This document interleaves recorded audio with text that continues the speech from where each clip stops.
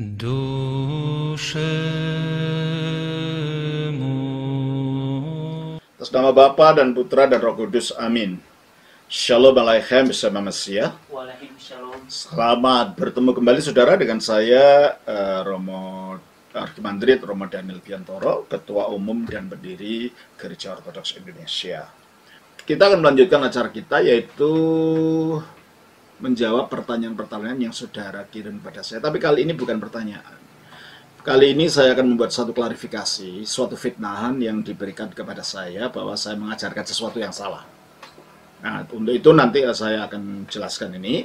Tetapi selebihnya saya ingin saudara jangan lupa untuk subscribe bagi saudara yang belum subscribe, dan tolong itu klik like-nya, dan tolong itu klik tanda lonceng notifikasi, serta share video-video ini kepada teman-teman saudara supaya mereka juga mendapatkan pengetahuan mengenai apa yang saudara ketahui. Dan kalau saudara merasa terbeban untuk membantu pelayanan ini supaya makin berkembang, saudara bisa mengirimkan persembahan kepada akun bank yang ada di bawah dari video ini. Dan juga kalau saudara ingin beribadah di gereja ortodoks atau di komunitasnya, nanti di akhir daripada setiap video ini, setiap video kami ini, selalu di belakangnya itu ada alamat-alamat daripada komunitas dan parokia ortodoks yang ada di beberapa tempat yang mungkin saudara bisa mengunjungi tempat itu. Kalau saudara di tempat saudara belum ada dan saudara ingin membuka suatu perintisan, saudara bisa kontak Romo Yakobus yang nomor teleponnya ada di bawah ini. Juga kalau saudara ingin belajar lebih lanjut tentang iman ortodoks ini, kami punya program nasional namanya Katekisasi Nasional melalui Zoom, melalui online Zoom. Saudara juga bisa menghubungi Romo Yakobus menanyakan supaya saudara bisa didaftarkan dalam grup daripada katekisasi nasional. Hanya saya ingatkan, katekisasi nasional itu hanya diizinkan untuk orang yang memang betul ingin jadi ortodoks. Kalau enggak. Kalau hanya ingin tahu saja, ya sudah cukup aja di video ini. Kalau saudara memang ingin jadi ortodoks, namanya juga katekisasi, itu saudara boleh menggabung ke sana dan ada niatan untuk menjadi anggota gereja ortodoks secara penuh. Dan selanjutnya kalau saudara ingin belajar secara akademis pelajaran iman rasulia ini, saudara juga bisa menghubungi Romo Yakobus yang sama, minta dihubungkan kepada Bapak Artemius yang bertanggung jawab atas Sekolah Teologi Ortodoks Online. Jadi saudara bisa mendaftar ke sana. Untuk semua pertanyaan-pertanyaan yang menyangkut Sekolah Teologi ini, saudara bisa bertanya langsung kepada Bapak Artemius ini. Nah, sebelumnya saya juga ingin menawarkan kepada saudara 3 buku yang terakhir yang saya terbitkan. Ini ada teologia atau mengenai wahyu, ya, mengenai asal landasan keyakinan iman, ajaran iman Kristen dalam iman Kristen Ortodoks, yaitu tentang wahyu. Ini jilid 1A, 1B, masih ada satu lagi. Ini kalau jilid 1A ini mengenai wahyu di dalam wahyu umum yang ada di dalam setiap budaya dan agama di mana Allah menyatakan dirinya dengan caranya sendiri, dan juga wahyu-wahyu yang ada di dalam pada waktu zamannya Abraham sampai zamannya Yusuf di sini. Kalau ini adalah wahyu khusus dari wahyu tentang Kristus yang ada di nubuat tentang Kristus yang ada dalam Taurat. Ini wahyu dalam zaman Nabi Musa. Yang ketiga yang sedang saya selesaikan itu wahyu-wahyu sejak zaman Daud sampai zaman nabi-nabi. Ini nanti akan ada 3 seri. Dan juga ada buku yang terbaru namanya Melawan Kompromi Iman, yang saudara bisa pesan karena itu menjelaskan tentang perkembangan selanjutnya daripada iman ortodoks di dunia ini. Dan ini yang pertama ini adalah mengenai sejarah gereja ortodoks, yang sebenarnya ini karangan dari Episkop Timothy Weir, tetapi saya terjemahkan dan saya beri banyak sekali catatan kaki, sehingga ini sebenarnya 2 buku jadi 1 karena catatan kakinya sama banyaknya dengan buku aslinya. supaya saudara bisa mengerti isinya. Saudara bisa membeli buku-buku itu dan buku-buku yang lain yang kami terbitkan melalui Ibu Theodora. Ya, Ibu Theodora itu catat alamatnya, nomor teleponnya, saudara langsung menelpon kepada Ibu Theodora 0812 8959 8568. Ya, baik.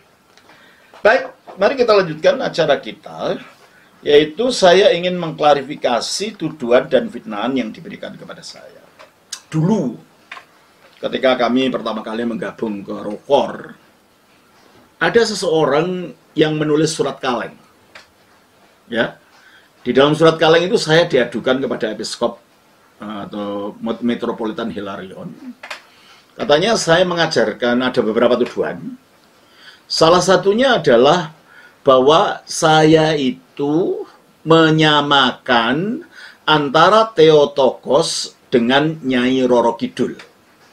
Dalam artian, saya menyembah Nyai Roro Kidul. Saya kira ini tuduhan yang sangat bodoh. Mungkin disebabkan pada waktu awal sekali saya di Solo, saya kebingungan mau menerjemahkan teks-teks liturgis. Ingat, saya pertama kali membawa iman ortodoks di sini. Jadi tidak ada buku-buku apapun liturgis waktu itu. Tidak ada buku liturgis, tidak ada buku apapun. Sehingga saya harus menerjemahkan dari bahasa Yunani dan bahasa Inggris ke dalam bahasa Indonesia dan bahasa Jawa, karena konteks saya waktu itu ada di Solo, di Jawa. Sehingga pada waktu saya menerjemahkan itu saya kebingungan, ini tetap dituliskan sebagaimana bunyi bahasa Yunaninya, ataukah harus diterjemahkan? Kalau saya lihat di dalam di dalam bahasa Rusia, kata Theotokos itu diterjemahkan sebagai Bogorodicen. Ya, bahasa Inggris diterjemahkan sebagai the birth giver of God. Saya bingung, apakah masih menggunakan istilah Theotokos yang mungkin orang tidak mengerti maknanya, atau saya menggunakan istilah yang lain? Nah, saya ingin istilahnya ini bersifat ortodoks, tidak meniru sana, tidak meniru sini, yang merupakan bentuk pemahaman ortodoks. Akhirnya saya putuskan waktu itu, karena saya waktu itu awal memulai pelayanan ortodoks ini tahun 88 dan seterusnya, sampai saya pindah ke Jakarta pada tahun 2005, ya 2005 mulai sampai pindah ke Jakarta. Saya mencoba menerjemahkan, bahkan nama-nama saya usaha terjemahkan dalam bahasa Indonesia, karena seperti kalau terjemahan dari bahasa Yunani ke bahasa Rusia juga dirusiakan. Makanya Athanasius menjadi Afanasi gitu, diucapkan secara Rusia. Jadi saya mikir, apakah nanti dalam bahasa Indonesia diterjemahkan secara Indonesia. Akhirnya saya malah melakukan trial and error, ya, mencoba, dan mungkin ada kesalahan. Saya gunakan istilah bahasa Jawa untuk Theotokos, tapi bahasa Jawa yang saya anggap itu kata-kata sastra. Theotokos yang dalam bahasa Inggris diterjemahkan sebagai birth giver of God, sang pemberi lahir kepada Allah, maksudnya Allah sang firman. Maksudnya itu gelar untuk Theotokos, untuk Bunda Maria, sang pemberi lahir kepada Allah, sang firman maksudnya, ya, karena firman itu adalah Allah sebagai manusia. Itu saya terjemahkan dengan kata-kata ini, saudara. Sang Pamios Widi. Kata Pamios ini berasal dari kata wios. Wios itu artinya lahir. Widi itu bahasa sastra, banyak di tembang-tembang Jawa, yang untuk Allah itu digunakan yang Widi, sama dengan bahasa, istilah Hindu di Bali, ya, menggunakan sang yang Widi itu sama dengan istilah sastra dalam sastra-sastra Jawa lama. Sehingga akhirnya saya terjemahkan Theotokos itu menggunakan sang Pamios Widi. Untuk waktu yang lama itu digunakan, tapi lama-lama karena banyak orang yang akhirnya menggabung kepada gereja ortodoks itu bukan orang Jawa, yang tidak mengerti bahasa Jawa. Akhirnya saya kembali, baiklah Theotokos saja, toh kalau sekarang tidak ngerti, lama-lama jadi ngerti juga gitu. Sehingga akhirnya Pamios Widi ini sudah tidak saya gunakan, saya drop. Nah, pada waktu itu kelihatannya ada orang yang mungkin bukan dari Solo, bukan dari suku Jawa, yang tidak mengerti bahasa Jawa. Mendengar kata sang Pamios Widi ini, mungkin kelihatannya aneh. Lalu tanpa tanya, tanpa apa, kata Sang Piyomaswidi ini disama dengan Nyai Roro Kidul. Akhirnya orang ini, entah siapa, karena itu surat kaleng, melalui email atau apa waktu itu. Dan ini yang memberitahu saya Metropolitan Hilarion. Beliau tanya, ini maksudnya apa? Apa ada orang tulis surat seperti ini? Ya, saya nggak sebutkan yang lain, tuduhan-tuduhan yang lain. Ada tuduhan yang lain yang semuanya bohong, tidak ada dasarnya. Ya, semuanya bohong, tidak ada dasarnya. Hanya ini, karena saya pikir ini sudah tidak, saya biarkan aja. Saya pikir ini orang bodoh aja, dan nggak ngerti bahasa Jawa, gitu ya.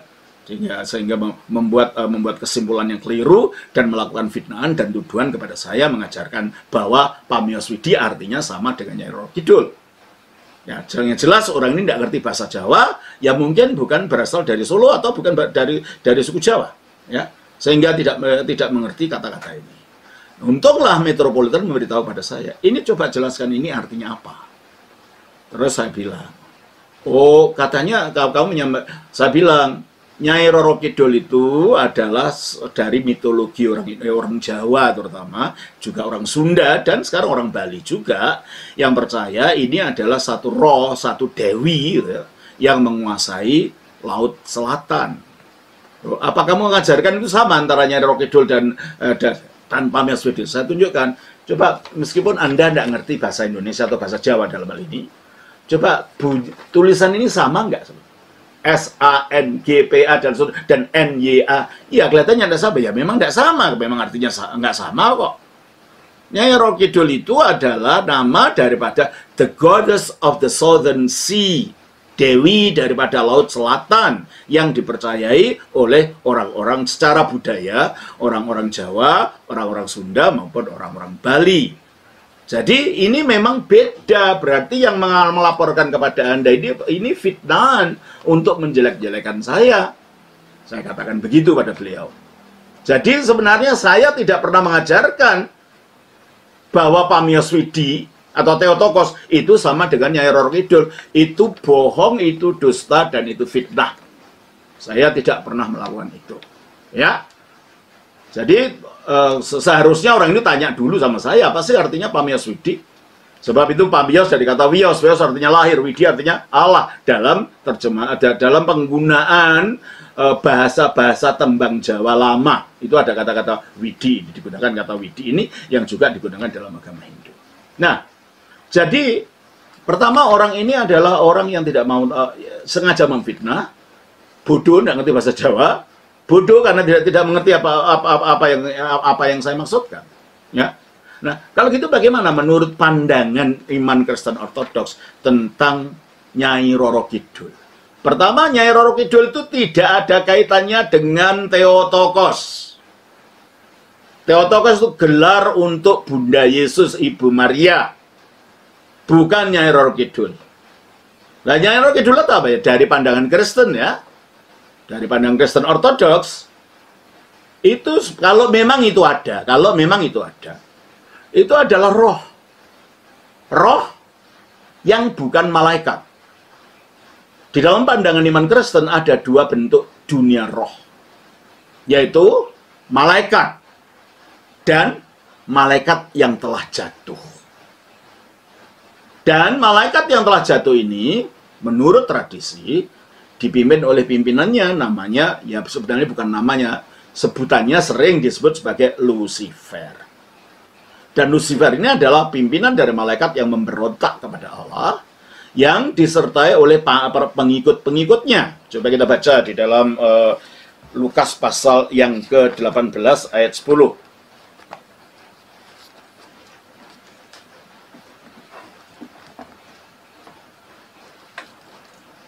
Lukas 18 ayat 10. Ada dua orang pergi. Lukas 10 ayat 18 terbalik. Lalu kata Yesus kepada mereka, "Aku melihat iblis jatuh seperti kilat dari langit." Coba, aku melihat iblis, diabolos, jatuh seperti kilat. Kilat itu sebagai benda adalah berwujud cahaya. Tapi sebagai bentuknya berkelok-kelok. seperti ular. Dikatakan jatuh dari langit. Berarti iblis ini asalnya dari langit. Makhluk di langit itu adalah makhluk malaikat. Telah jatuh. Kata telah jatuh ini bahasa aslinya berbunyi etheorun. Berasal dari kata theoro, saya melihat. Etheorun, saya, ini bentuk kata kerja yang disebut sebagai aorist. Auris itu adalah kata kerja masa lampau yang sekali terjadi tidak terulang lagi. Jadi kalau Yesus mengatakan etheoron, itu dulu saya pernah melihat sekali dan tidak terulang lagi. Itu kalau diterjemahkan menurut tata bahasanya. Berarti itu menunjuk pada peristiwa masa lampau, masa lalu yang lama sekali, yang sekali terjadi tidak terulang lagi. Yesus mengatakan ada iblis ini jatuh dari langit. Berarti dia makhluk surga yang tadinya di langit, yang mengalami kejatuhan. Wujudnya, identitasnya sebagai makhluk, seperti manusia diciptakan dari tanah. Mereka adalah makhluk cahaya. Keberadaannya sebagai cahaya tetap, makanya seperti kilat. Tetapi sifatnya berubah menjadi seperti ular. Mengapa ular? Karena ular itu adalah mempunyai dua sifat. Yang satu, ludahnya bercabang. Orang yang lidahnya bercabang dikatakan pendusta, maka si iblis itu jadi pendusta. Dan ular ini adalah lidahnya mempunyai racun yang mematikan, maka iblis itu sifatnya juga ingin membunuh, menghancurkan manusia, menipu dan menghancurkan manusia. Makanya disimbolkan sebagai ular. Kenapa? Makanya iblis tidak disimbolkan sebagai sapi atau ayam atau yang lain, tapi ular. Karena mempunyai dua sifat ini. Coba kita baca di dalam Yohanes pasal yang ke-8 ayat 44.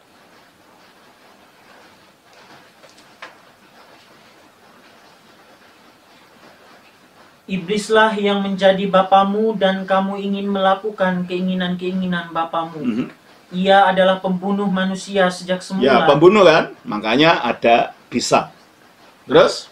Dan tidak hidup dalam kebenaran, sebab di dalam dia tidak ada kebenaran. Apabila ia berkata dusta, ia berkata atas kehendaknya sendiri, sebab ia adalah pendusta dan bapa segala pendusta dusta. Ini lidahnya cabang dua. Bercabang dua. Makanya lambangnya ular. Nah, dari kejatuhan pemberontakan awal dari penghulu malaikat ini tadinya, yang kita nggak tahu namanya, tetapi dia disebut sebagai penyandang terang, yang bahasa Ibrani-nya adalah Helel. Dari kata Helel inilah diterjemah sebagai penyandang terang, diucapkan dalam bahasa Latin menjadi Luciferus. Sehingga ketika diterjemahkan dalam bahasa Inggris dalam bentuk terjemahan versi King James Version, kata Luciferus itu di drop US-nya menjadi Lucifer. Dan itulah terkenal akhirnya dikatakan sebagai identitas daripada malaikat yang jatuh ini. Ya, sebenarnya ini bukan nama ya, itu hanya ada pensifatan saja sebagai makhluk penyandang terang. Nah, ketika dia jatuh, dia tidak sendirian. Dia diikuti oleh malaikat-malaikat yang lain. Coba kita baca di dalam Wahyu pasal 12 ayat 7. Maka timbullah peperangan di sorga. Bukan di sorga, maksudnya di langit ya, di alam non-fisik maksudnya itu. Terus? Mikael dan malaikat-malaikatnya berperang melawan naga itu, dan naga itu dibantu oleh malaikat-malaikatnya. Naga itu ya ular tadi. Seperti kilat tadi. Naga itu dibantu oleh malaikat-malaikatnya. Jadi waktu kejatuhan itu dia tidak sendiri. Ayat 9. Dan naga besar itu si ular tua. Iya toh? Naga besar itu si ular tua. Mengapa ular tua? Ular yang tua karena itu kejadian pada waktu zamannya masih ada Adam. Maka dikatakan si ular tuh ular tua. Jadi sama, si ular naga ini atau ular tua itu sama saja maksudnya, ya. Jadi ketika Lucifer atau si ular naga, si iblis ini jatuh ke dalam kejatuhan, dia tidak sendiri, dia diikuti oleh malaikat-malaikat yang lain yang ikut memberontak bersama dia oleh pengaruh dia. Dan kita baca Yudas 1 ayat 6. Dan bahwa ia menahan malaikat-malaikat yang tidak taat pada batas-batas. Nah, ada malaikat-malaikat yang tidak taat pada batas kekuasaannya karena ingin memberontak. Lucifer ingin menjadi seperti Allah, malaikat-malaikatnya mau ikut. Jadi tidak taat pada batas kekuasaannya, terus. Tetapi yang meninggalkan tempat kediaman Nah, mereka meninggalkan tempat kediamannya di alam surgawi, dengan belenggu abadi akhirnya dibelenggu dengan secara abadi apa itu? di dalam dunia kekelaman, Dalam kegelapan, sehingga mereka menjadi makhluk gelap. Terang tapi yang gelap gitu loh. Ya itu kontradiksi ya. Terang yang gelap, sifatnya yang gelap, moralnya yang gelap. Ya. Nah, jadi inilah yang disebut sebagai roh-roh jahat. Nah, sebelum jatuh, malaikat itu mempunyai jenjang-jenjang. Coba kita baca di dalam Kolose pasal yang ke-1 ayatnya 15-16. Ia adalah gambar Allah yang tidak kelihatan. Maksudnya ini Kristus ya, sebagai firman Allah, dia adalah gambar Allah yang tidak kelihatan. Terus? Yang sulung lebih utama dari segala yang diciptakan, karena di dalam dialah telah diciptakan segala sesuatu. Jadi Allah menciptakan segala sesuatu melalui firman-Nya ini ketika jadi manusia, namanya Yesus. Di dalam Yesus, melalui firman-Nya ini, Allah menciptakan segala sesuatu yang ada di sorga dan yang ada di bumi, yang kelihatan dan yang tidak kelihatan. Nah, berarti dunia ini ada dua dimensi. Dunia fisik nyata yang kita lihat sekarang ini, dan dunia gaib, dunia yang tidak nampak, yaitu alam roh. Ya, terus? Baik singgasana. Nah, di dalam alam roh ini ada jenjangnya, namanya singgasana maupun kerajaan. Baik pemerintah. Maupun penguasa. Segala sesuatu. Ya, jadi itulah jenjang-jenjang di dalam alam roh itu. Bagaimana kita tahu bahwa ini jenjang dalam alam roh? Kita baca dalam Efesus 6 ayat 12. Karena perjuangan kita bukanlah melawan darah dan daging. Bukan darah dan daging, tetapi melawan pemerintah, melawan penguasa, melawan penghulu-penghulu dunia yang gelap ini, karena mereka jadi makhluk gelap kan, tadi kita bicarakan. Terus melawan roh-roh jahat, di udara dalam pengertian di alam yang tidak nampak, di alam yang gaib.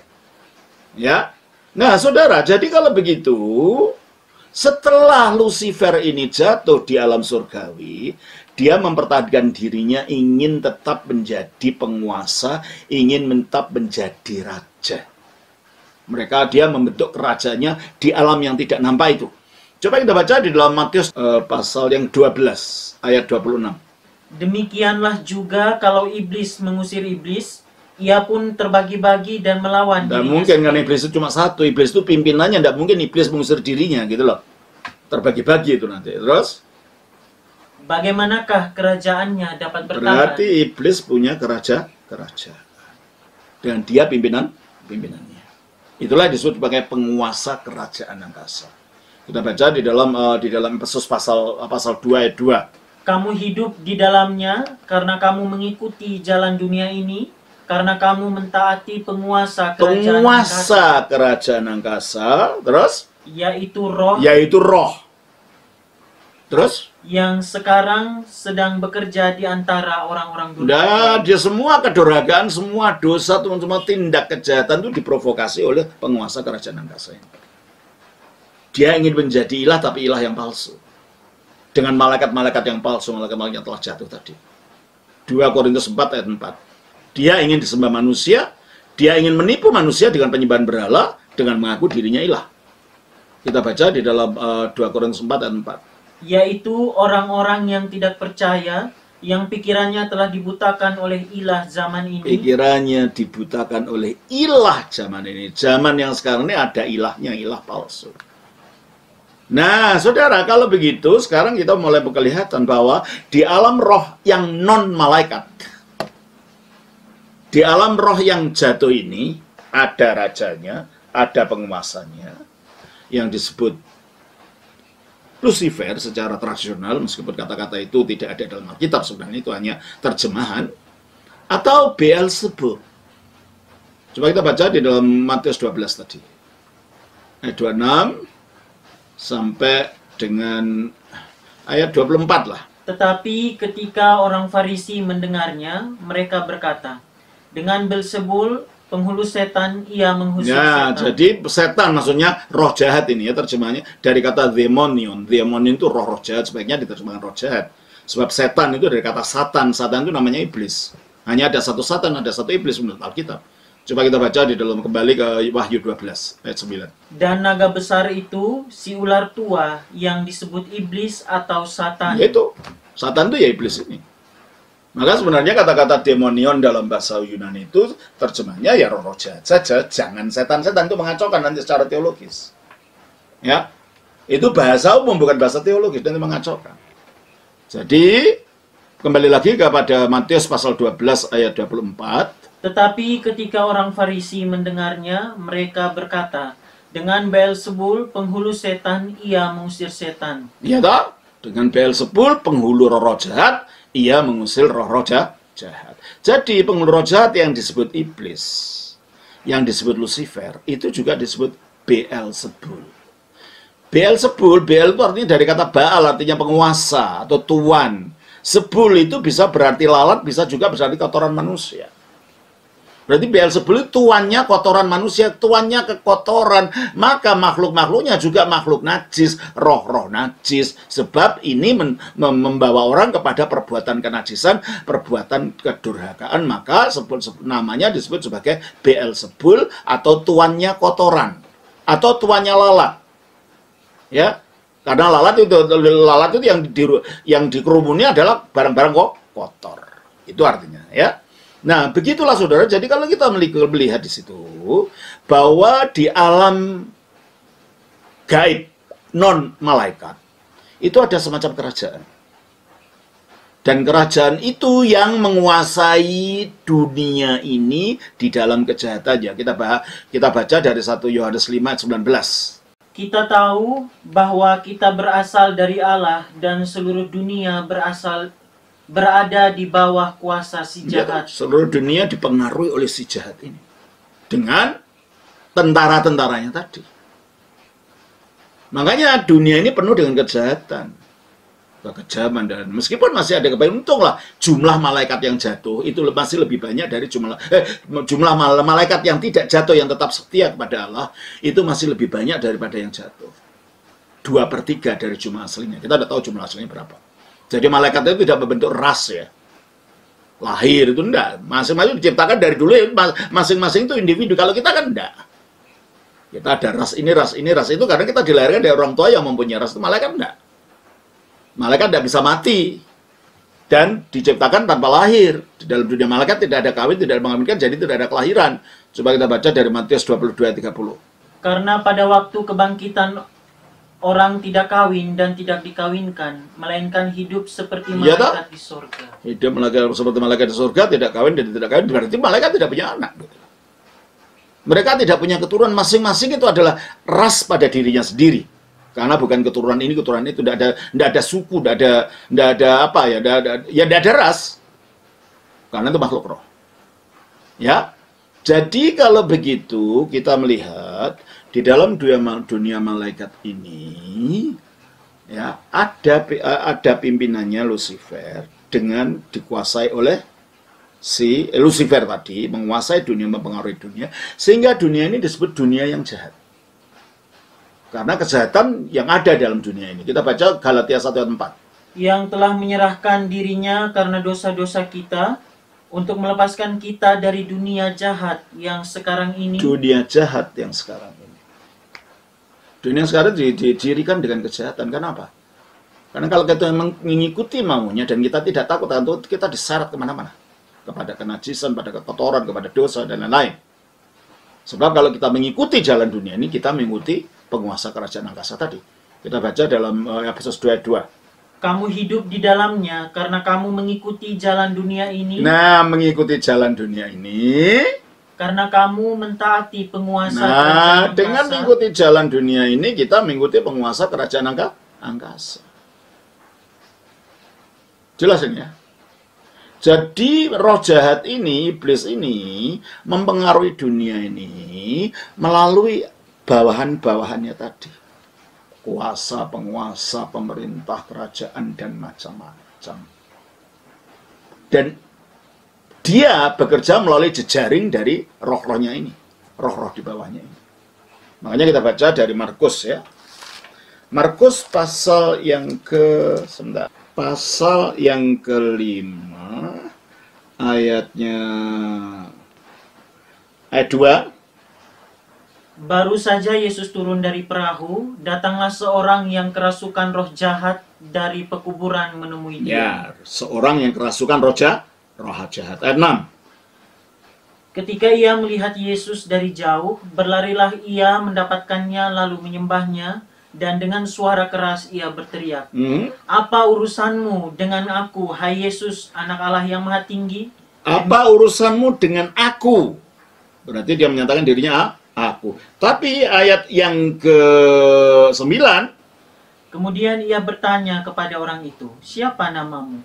Jawabnya, "Namaku Legion, karena kami." Nah, kenapa dari aku jadi kami? Jadi sebenarnya legion itu kalau jumlah tentara Romawi dari 3.000 sampai 6.000 prajurit. Sehingga di dalam satu orang itu bisa masuk ya antara 3.000 sampai 6.000 roh jahat di dalamnya. Makanya dia mengatakan kami.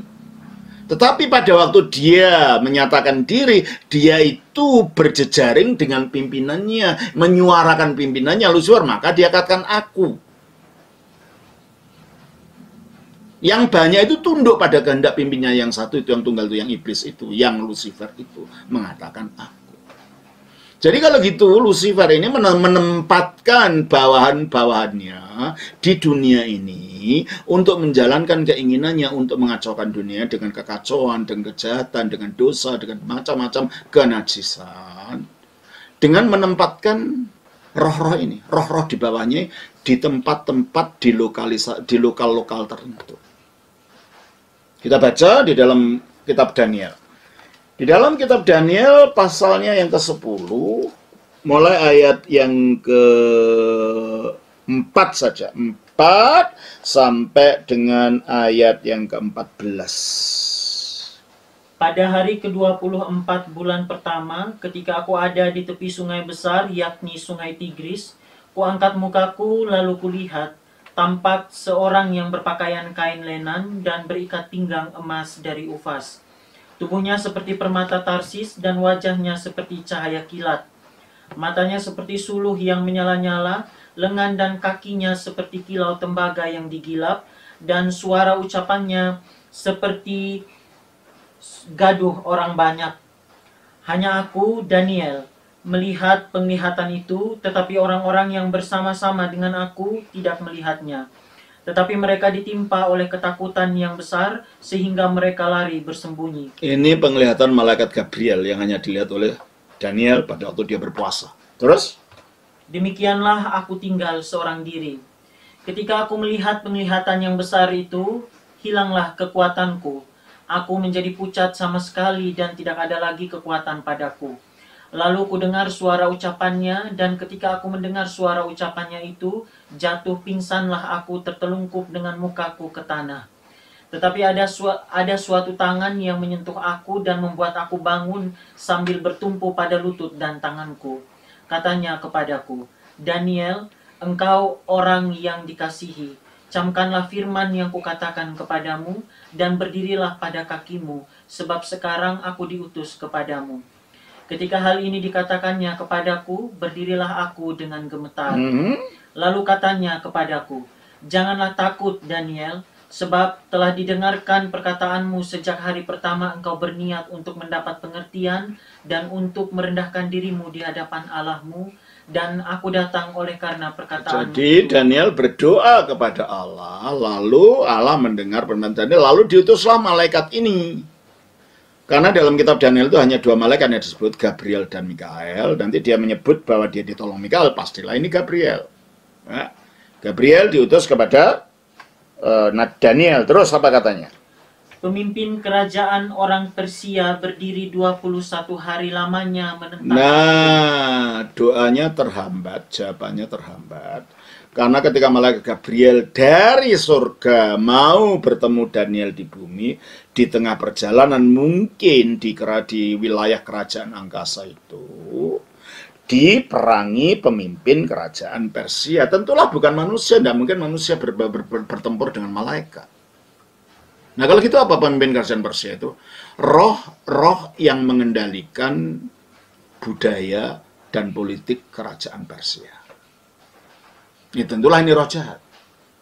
Berarti kalau begitu dari ini dapat kita kesimpulkan bahwa Lucifer itu menempatkan orang-orangnya pada lokalitas tertentu untuk mempengaruhi warna moral dari tempat itu. Ya, kerajaan Persia inilah roh yang ada di wilayah-wilayah tertentu. Makanya, ya teruskan dulu. Tetapi kemudian Mikael, salah seorang dari pemimpin-pemimpin terkemuka. Maksudnya salah seorang dari malaikat-malaikat penghulu. Jadi ada banyak, termasuk diantaranya Lucifer tadi adalah salah seorang dari malaikat tertinggi ini. Malaikat apa? Dari pemimpin terkemuka ini. Gabriel, Mikael, Lucifer, dan menurut tradisi ada lagi malaikat Berachiel, Yeremiel, dan beberapa macam Rafael, ya. Ada macam-macam malaikat itu, ya meskipun tidak disebut dalam Alkitab, tradisi gereja mengajarkan adanya. Ya tentulah malaikat masa tidak punya nama, kalau yang lain punya nama, ya hanya memang tidak disebutkan di sini, ya. Terus apa katanya Mikael? Salah seorang dari pemimpin-pemimpin terkemuka datang menolong aku, dan aku meninggalkan dia di sana berhadapan dengan raja-raja orang Persia. Ya, berarti ini roh jahat itu yang menghalangi supaya jawaban rencana Allah kepada Daniel itu tidak sampai kepada dunia. Dengan jalan menghalangi malaikatnya. Terjadilah peperangan di alam gaib itu antara malaikat dan malaikat yang jatuh menjadi bawahnya Lucifer. Nah kalau begitu dari sini kita melihat bahwa kalau ada malaikat pemimpin kerajaan orang Persia, berarti ada pemimpin kerajaan orang Indonesia, berarti ada pemimpin Laut Jawa. Ada pemimpin di mana-mana. Roh-roh ini diletakkan di mana-mana oleh Lucifer untuk menjadi jejaring bagi dirinya, sebagaimana kita lihat tadi. Jadi kalau toh seandainya itu ada Nyai Roro Kidul, tentu bukan malaikat. Tentu salah satu dari malaikat yang telah jatuh. Ini yang ditempatkan di sana untuk mewarnai kehidupan rohani orang di mana masyarakat di mana roh itu ditempatkan. Makanya masing-masing negara punya karakter moralnya sendiri-sendiri. Umpamanya Indonesia ini, karakter moralnya adalah korupsi, gitu ya. Karakter moralnya adalah apa? Suka menghujat sana sini. Karakter moralnya adalah suka apa? Suka apa ya? Ya itu. Ya paling utama adalah banyak karakter moralnya itu ya, sebenarnya ini berasal dari pengaruh roh-roh ini. Nah, kalau ada Nyai Roro Kidul, karena itu bukan malaikat. Dan itu kalau memang benar itu ada roh semacam itu, wujudnya roh semacam itu. Ya tentulah ini bagian daripada anak buahnya Lucifer ini. Makanya bagaimana mungkin saya yang mengajarkan seperti ini mengatakan Theotokos itu sama dengan Nyai Roro Kidul. Itu bodoh. Itu fitnahan bodoh. Berarti yang memfitnah saya ini orang yang memang sengaja memfitnah tanpa mencari kebenaran. Dalam kebodohannya, pertama tidak tahu bahasa Jawa ini. Beda kan tulisannya antara Sang Pamiyoswidi dan Nyai Roro Kidul. Saya tidak akan memberikan klarifikasi ini kalau saya tidak mendengar lagi. Ternyata baru-baru ini ada yang mengungkit lagi itu bahwa Romo Daniel itu mengajarkan Theotokos itu sama dengan Nyai Roro Kidul. Dulu sudah Metropolitan Hilarion mengatakan dia tidak percaya kata-kata itu. Masa kamu mengajar seperti itu? Ya memang enggak lah. Saya tidak pernah mengajarkan ini. Ini hanya fitnah saja. Saya yakin mengenai dunia roh seperti itu. Masa sih? Sampai saya sebodoh itu mengajarkan Pamiyoswidi yang artinya Sang Pelahir Allah dengan Nyai Roro Kidul yang artinya Nyai itu wanita tua sebenarnya dihormati. Roro itu sebenarnya perempuan juga. Kidul artinya selatan. Nyai Roro itu artinya Roro perawan. Dalam pengertian Roro ini ya sebutan untuk perawan, tapi Nyai yang sudah dituakan dihormati. Tempatnya di selatan Kidul gitu loh. Masa sama dengan ini? Nah itulah Makanya saya perlu memberikan satu klarifikasi itu supaya orang yang memfitnah itu tolong tutup mulut, jangan memfitnah lagi. Saya tidak mengajarkan itu dan saya tidak percaya seperti itu. Nah, itulah saudara. Jadi yang jelas Nyai Roro Kidul dengan Theotokos tidak ada kaitannya. Sang Pamiyoswidi artinya bukan Nyai Roro Kidul, itu terjemahan bahasa Jawa yang saya pikir itu adalah terjemahan secara sastra yang akhirnya karena memang tidak terlalu banyak dimengerti orang, akhirnya saya drop, saya gunakan lagi kata Theotokos itu. Dalam terjemahan liturgis yang lama masih ada yang Nyai Pamiyoswidi ini, tapi sekarang sudah enggak. Sudah saya gunakan Theotokos itu karena memang akhirnya kelihatannya sangat aneh gitu ya, sangat aneh kedengarannya bagi orang-orang, bagi telinga saya sendiri sebenarnya. Tapi waktu itu saya paksakan bagaimana caranya, apakah istilah-istilahnya. Ingat, saya adalah orang pertama yang membawa iman ortodoks di sini dan waktu itu tidak ada apa-apa, tidak ada literatur apa-apa, saya yang menerjemahkan awalnya semuanya itu. Makanya saya sedang mencari-cari bagaimana menerjemahkannya ini. Oke. Saya kira semoga ini, kalau saudara pernah mendengar ada fitnahan ini menjawab, klarifikasi ini menjawab fitnahan-fitnahan itu.